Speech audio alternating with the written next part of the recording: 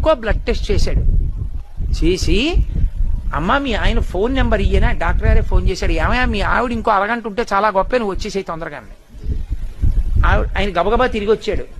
తిరిగి వస్తే అసలు ఇలా ఎలా బతికుందయా మీ ఆవిడ నాకు అర్థం కాలేదు, ఈ పాటికి ఎప్పుడో పోవాలి కోమాలోకి, కనీసం మూత్రపిండాలు ఏమన్నా పోవాలి, ఎలా బతికుందయా అని షుగర్కి వైద్యం మొదలెట్టాడు. ఆవిడ బతికి బట్టకట్టి.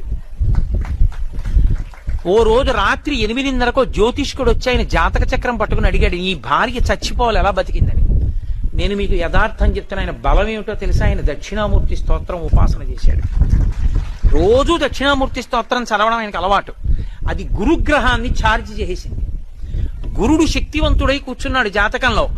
గురుడి అనుగ్రహం ఉన్నంత కాలం పాపగ్రహాలు ఏం చేయలేవు, అడ్డుపడిపోతాడంతే.